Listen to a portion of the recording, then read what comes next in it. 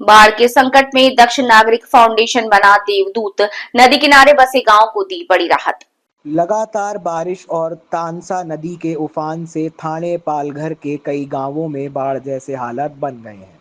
इस beach दक्ष नागरिक foundation की आपदा प्रबंधन टीम ने पुलिस के साथ मिलकर अकलोली, ब्रजेश्वरी, गणेशपुरी और उस गांव में राहत एवं बचाव अभियान चलाया। करीब 30 स्वयंसेवकों ने बाढ़ में फंसे लोगों को सुरक्षित स्थानों तक पहुंचाया और लाउड स्पीकर के जरिए लोगों को सतर्क किया। फाउंडेशन के संस्थापक डॉक्टर राजेंद्र भांगरे ने कहा कि उनकी टीम निशुल्क सेवा के साथ हर आपदा में लोगों की मदद के लिए तत्पर रहती है।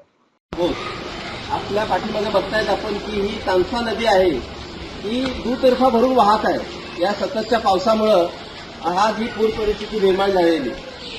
इथली ही जनता आहे ह्या प्रचंड यांच्यावर एक प्रसंग ओढावलेला आहे की ह्या पूर परिस्थितीमुळे त्यांच्या घराघरामध्ये पाणी गेलेलं आहे, दुकानांमध्ये पाणी गेलेलं आहे आणि ही पूर परिस्थिती झाल्यामुळं आपल्याला आपल्या फाउंडेशनची ही सगळी टीम, ही सगळे माझे युवक सगळे आज मदतीसाठी आलेले आहेत। सर्व जनतेला एक आव्हान आहे की आपण या आपल्या या योजनेमध्ये किंवा ह्या उपक्रमामध्ये आपण सर्वांनी सहभागी व्हायचं आहे आणि ह्या आपत्तीमध्ये ज्या ज्या लोकांना ज्या जनतेला मदतीची गरज लागेल त्यांना आपण सरळ हाताने मदत करायची आहे।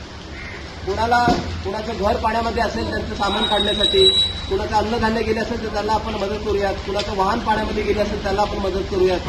आज ही परिस्थिती निर्माण झालेली आहे।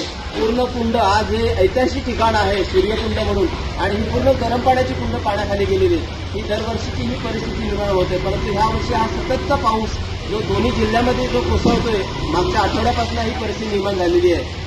आज आपण बघतोय आपल्या पाठीमागे ह्या एवढा पूर परिस्थिती आहे। आपण सर्वांनी मिळून आणि एक आवाहन करूया जनतेला की सर्वांनी समोर येऊन एकमेकांना सहाय्य करायचं आहे आणि ही आपत्ती व्यवस्थापन दक्ष नागरिक फाउंडेशनची आपत्ती व्यवस्थापनची टीम आहे।